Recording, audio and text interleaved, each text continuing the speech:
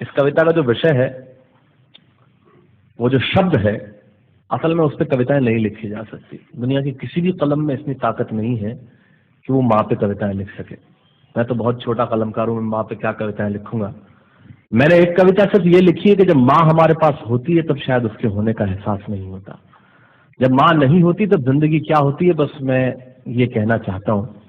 तब आप सुने उस कविता को। एक बहुत छोटी सी कहानी उस कविता के शुरू में कहता हूँ। एक जंगल में एक संगीतकार मृदंग बजाता था। मृदंग ढोलक की तरह एक वाद्य को कहते हैं। और जब मृदंग बजाता तो एक बकरी का बच्चा वहां रोज आके खड़ा हो जाता।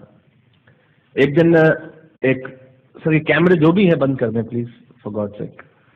बकरी का बच्चा वहां खड़ा हो जाता आके। तो मृदंग जो बजाता था संगीतकार, उसने उस मेमने से एक दिन पूछ लिया कि यार तुझे क्या मेरा सुर, मेरी ताल, मेरी लय बहुत अच्छी लगती है जो तू रोज यहाँ चला आता है। वो बोला मैं नहीं जानता कि आप क्या बजाते हैं, न मुझे सुर की समझ, न ताल की समझ, न लय की समझ। मैं तो बस इतना जानता हूँ कि इस ढोलक पे, इस मृदंग पे जो चमड़ा मढ़ा है वो मेरे माँ के बदन से आया है। क्या बात है, बहुत अच्छे, वाह। जब इस पे छाप पड़ती है मैं आके खड़ा हो जाता हूँ। बहुत अच्छे, वाह। मेरी कविता माँ के न रहने पे भीतर से पड़ी हुई छाप की कविता है, तब सुनाना चाहता हूँ। इस कविता में अगर आपके आंसू बाहर की दुनिया की यात्रा करना चाहें तो रोकिएगा मत। अगर आपको ठीक लगे, जैसा कहता हूँ जब माँ नहीं होती तब जिंदगी क्या होती है। एक मुनव्वर राणा साहब का शेर उधार लेता हूँ कि किसी के हिस्से में मकान आया, किसी के हिस्से में दुकान आई, मैं सबसे छोटा था, मेरे हिस्से में माँ आई। क्या बात है, वाह वाह, बहुत अच्छा। सब कहता हूँ कि कल जब उठकर काम पर जा रहा था तो अचानक लगा कि कोई रोक लेगा मुझे। कल जब उठकर काम पर जा रहा था तो अचानक लगा कि कोई रोक लेगा मुझे और कहेगा खड़ा खड़ा दूध मत पी, हजम नहीं होगा। मुझे लगा कोई कहेगा खड़ा खड़ा दूध मत पी, हजम नहीं होगा। 2 घड़ी सांस ले ले, अरे इतनी ठंड और कोट भूल गया, इसे भी अपने पास ले ले। मन में सोचा माँ रसोई से बोली होंगी जिसके हाथों में सना आटा होगा। अगली पंक्ति के खालीपन से जुड़े तो मुझे बताएं। मन में सोचा माँ रसोई से बोली होंगी जिसके हाथों में सना आटा होगा, और पलट के देखा तो क्या मालूम था कि वहां सिर्फ सन्नाटा होगा। पलट के देखा तो क्या मालूम था कि वहां सिर्फ सन्नाटा होगा। अरे अब हवाएं ही तो बात करती हैं मुझसे। जब कोई नहीं होता तब अंतरिक्ष बात करता है, निर्वात बात करता है, वैक्यूम बात करता है। तब कहता हूँ अरे अब हवाएं ही तो बात करती है मुझसे।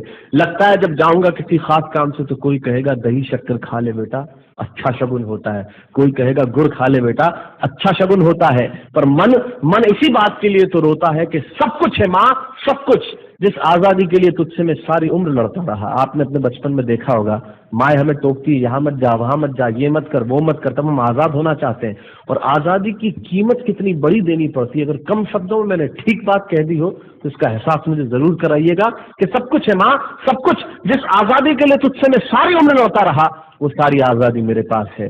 फिर भी न जाने क्यों दिल की हर धड़कन उदास है। कहता था ना तुझसे मैं वही करूंगा जो मेरे जी में आएगा, और आज मैं वही सब कुछ करता हूं जो मेरे जी में आता है।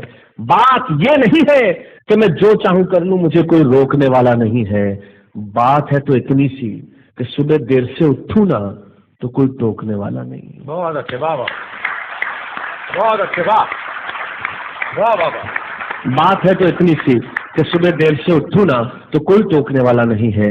रात को देर से लौटूं तो कौन नाराज होगा भला, कौन कहेगा बार बार कि अब कहाँ चला। आप ही की जिंदगी के कुछ दृश्य चुराता हूँ और आप ही को सौंपता हूँ। रात को देर से लौटूं तो कौन नाराज होगा भला, कौन कहेगा बार बार कि अब कहाँ चला। दोस्तों के साथ घूमने पर उल्हाने कौन देगा, मेरे वो तमाम झूठे बहाने कौन देगा। सच कहा था, गम की चोटें जख्मों पे फौलाद से ज्यादा क्या होगी, और माँ की दौलत दुनिया में औलाद से ज्यादा क्या होगी। तब कहना चाहता हूँ कि रात को देर से लौटूं तो कौन नाराज होगा भला, कौन कहेगा बार बार कि अब कहाँ चला। दोस्तों के साथ घूमने पर उल्हाने कौन देगा, मेरे वो तमाम झूठे बहाने कौन देगा। कौन कहेगा कि उस उम्र में क्यों परेशान करता है। हाय राम ये लड़का क्यों नहीं सुधरता है, पैसे कहाँ खर्च हो जाते हैं तेरे, क्यों नहीं बताता है। सारा दिन मुझे सताता है, रात को देर से आता है, खाना गर्म करने को जागती रहूं, खिलाने को तेरे पीछे भागती रहूं, बहाती रहूं आंसू तेरे लिए, कभी कुछ सोचा है मेरे लिए। खैर मेरा तो क्या होना है और क्या हुआ है, इस बुढ़िया का तो क्या होना है और क्या हुआ है। तू खुश रह लेना यही दुआ है, और आज तमाम खुशियां ही खुशियां। जीवन में जो सर्वश्रेष्ठ एक पंक्ति जो ईश्वर ने मुझे सौंपी वो मैं आपको सौंपता हूं। कहीं कोई कविता नहीं है, एक बहुत सामान्य सी बात जो बहुत सामान्य ढंग से मैं कह रहा हूं। लेकिन गेट सेट गो जो मैंने किताब लिखी, शायद हिंदुस्तान के पिछले 3 सालों में सबसे ज्यादा बिकने वाली किताब वो रही। 14 भाषाओं में उसका अनुवाद हुआ। वाह वाह में मैं रोज टीवी पे बोलता हूँ, मेरे लाखों लफ्ज कुर्बान करता हूँ सिर्फ उस एक पंक्ति पे जो ईश्वर ने मुझे सौंपी, और कहीं कोई कविता नहीं है, आप ही का भाव आपकी उठा को सौंपता हूँ और देता हूँ, और जिस विश्वास के साथ मैंने लिखा उस विश्वास के साथ आपको देता हूँ कि मेरा तो क्या होना है और क्या हुआ है, इस बुढ़िया का तो क्या होना है और क्या हुआ है, तू खुश रह लेना यही दुआ है, और आज तमाम खुशियां ही खुशियां।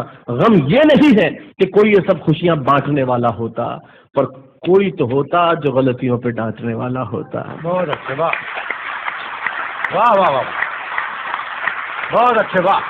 गम ये नहीं है कि कोई ये सब खुशियां बांटने वाला होता, पर कोई तो होता जो गलतियों पे डांटने वाला होता। और अंतिम पंक्तियां देता हूं कि तू होती ना तो हाथ फेरती, कभी सर पर या हल्के से बाम लगाती, आवाजें दे देकर सुबह उठाती, दिवाली पे टीका लगाकर रुपए देती और कहती बड़ों के पांव छूना आशीर्वाद मिलेगा, कपड़े मत फाड़ना, अगला कपड़ा अगली दिवाली को सिलेगा। बहन को सताता तो तू चांटे मारती, बीमार पड़ता तो रो रो के नजरें उतारती, परीक्षा से आते ही खाना खिलाती, पिता की डांट का डर दिखाती, फिर पिता की डांट से तू ही बचाती, इसे नौकरी मिल जाए, ये तरक्की करे, दुआओं में हाथ उठाती, और तरक्की के लिए वतन छोड़ देगा, ये सुन के दरवाजे के पीछे चुपके चुपके आंसू बहाती।